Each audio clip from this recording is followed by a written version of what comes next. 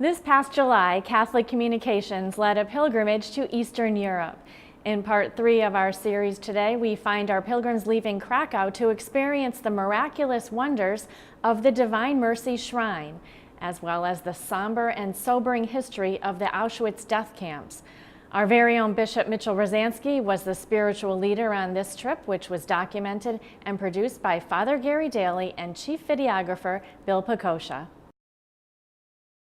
Today we come just outside the city of Kraków to this sanctuary of Divine Mercy in Łagiewnicki. We celebrated Mass in the chapel of the Sisters of Mercy. It's the same chapel that St. Faustina was buried, in which many came to venerate her relics. We come here to this place as a Diocese of Springfield for two reasons. One is that it unites us very closely with the National Shrine of Divine Mercy in Stockbridge, Massachusetts. But also there is a memorial plaque inside the chapel which denotes a member of our diocese, Maureen Daigen. She had suffered from lymphedema for decades and had undergone 10 operations, including a leg amputation. Maureen reported that while praying at Faustina's tomb, she heard a voice saying, "Ask for my help and I will help you." She did, and her constant pain stopped. 5 Boston area physicians stated that she was healed. They had no medical explanation as to why. Maureen's healing was declared miraculous by the Vatican in 1992. It paved the way for the beatification of Faustina Kowalska and eventually her canonization in April 2000, making her the first saint of the new millennium. The image of the Divine Mercy is revered by millions around the world. It depicts Jesus Christ as he appeared before St. Faustina in 1931. Sister Faustina died in 1938 at the age of 33, but her legacy lives on as she continues to intercede for so many.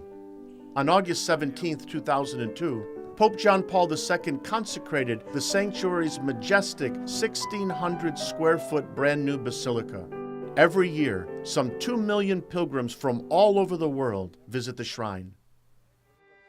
Today, we take a short bus ride to a place south of Kraków that will be embedded into the minds and hearts of our pilgrims. Auschwitz, the largest and arguably most notorious of all the Nazi death camps, opened in the spring of 1940. During the camp's construction, nearby factories were appropriated and all those living in the area were forcibly ejected from their homes, which were bulldozed by the Nazis. Once Hitler's final solution became official Nazi policy, Auschwitz was deemed an ideal death camp locale. Those entering its main gate were greeted with an infamous and ironic inscription, Arbeit macht frei, or work makes you free. By mid-1942, the majority of those being sent to Auschwitz were Jews. Upon arriving at the camp, detainees were examined by Nazi doctors. Those considered unfit for work, including young children, the elderly, pregnant women, and the infirm, were immediately ordered to take showers. However, the bathhouses to which they marched were disguised gas chambers. These unfortunate souls were never officially registered as Auschwitz inmates. For this reason, it is impossible to calculate the number of lives lost in the camp. However, according to some estimates, between 1.1 and 1.5 million people, the vast majority of them Jews, died at Auschwitz during its years of operation. I didn't realize how much it would hit me emotionally, but it was very difficult. And to think that we could be so cruel to each other and really showed how evil man can be.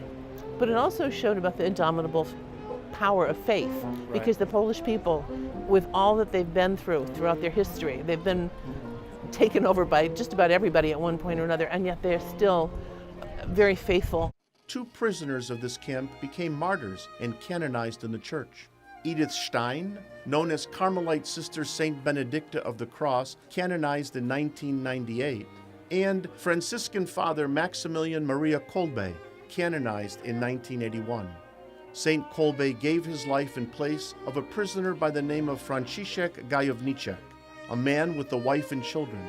Franciszek was blessed to be present with his family at Saint Kolbe's canonization. Auschwitz II located in the village of Birkenau, or Brzezinka, was constructed in 1941 on the order of Heinrich Himmler, commander of the Schutzstaffel, or commonly known as the SS. I'm standing on the railroad tracks that were constructed specifically for the purpose of bringing trainloads of people into this camp. Some survived, but over 6 million lost their lives in these camps and other concentration camps around the country. We come here today in prayer. We prayed that this evil to humanity would never ever happen again anywhere around the world. In January 1945, as the Soviet army entered Krakow, the Germans ordered that Auschwitz be abandoned. As the Soviets entered Auschwitz, they found approximately 7,600 sick or emaciated detainees who had been left behind. The liberators also discovered mounds of corpses, hundreds of thousands of pieces of clothing. The eyeglasses and the shoes, and then the artificial limbs, but then the children's clothes, those little children's shoes. And I think of those poor soldiers that went in and saw something like that. Well, they had to hold that memory. I will hold this memory for the rest of my life. We conclude our trip with Mass at the Carmelite Monastery Chapel bordering the grounds of Auschwitz. How did this all take place? We find that it could take place because of Satan, the father of all lies. They were told that they were going to be resettled. Even as they were going to their deaths, they were told they were going to the showers.